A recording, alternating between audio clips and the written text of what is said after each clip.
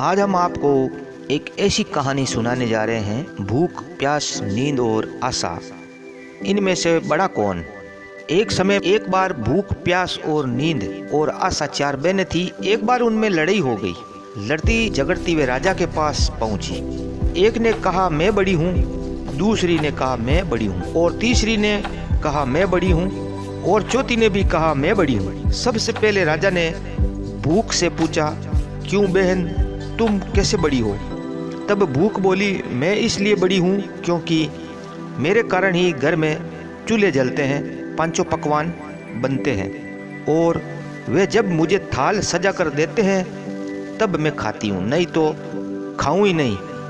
राजा ने अपने कर्मचारियों से कहा, जाओ राज्य भर में मुनादी करा दो कि कोई अपने घर में चूल्हे ना जलाए, पांचों पकवान ना बनाए, थाल न सजाए। भूख लगेगी तो भूख जाएगी कहाँ, देखते हैं। सारा दिन बीता, आधी रात बीती। भूख को जब भूख लगी तो उसने यहाँ वहाँ खोजा, लेकिन खाने को कहीं नहीं मिला। तब लाचार होकर वह घर में पड़े बासी टुकड़े खाने लगी। तब प्यास ने देख लिया तो वह दौड़ी दौड़ी राजा के पास पहुंची और बोली, राजा राजा, भूख हार गई है, वह बासी टुकड़े खा रही है, देखिए बड़ी तो मैं हूँ। राजा ने पूछा, तुम कैसे बड़ी हो? प्यास बोली, मैं बड़ी हूँ क्योंकि मेरे कारण ही लोग कुएं तालाब बनवाते हैं, बढ़िया बर्तनों में भरकर पानी रखते हैं, और वे जब मुझे गिलास भरकर देते हैं तब मैं उसे पीती हूँ, नहीं तो पीऊँ ही नहीं। राजा ने अपने कर्मचारियों से कहा, जाओ राज्य में मुनादी करा दो कि कोई भी अपने घर में पानी भरकर ना रखे, किसी को गिलास भरकर पानी ना दे, कुएं तालाबों पर पेरे बैठा दो, प्यास को प्यास लगेगी तो जाएगी कहाँ। सारा दिन बीता, आधी रात बीती, प्यास को प्यास लगी। वे यहाँ वहाँ दौड़ी, लेकिन पानी की कहीं एक बूंद भी नहीं मिली। लाचार होकर वे एक डबरे पर झुककर पानी पीने लगी।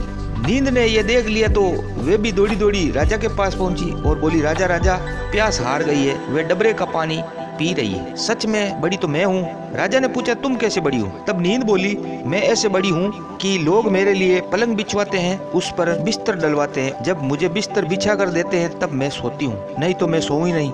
तब राजा ने अपने कर्मचारियों से कहा, जाओ राज्य भर में ये मुनादी करा दो, कोई पलंग ना बिछाए, उस पर गद्दे ना डलवाए और बिस्तर बिछा कर ना रखे।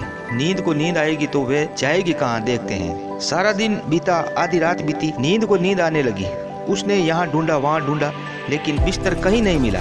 लाचार होकर वे उबड़ खाबड़ धरती पर सो गई।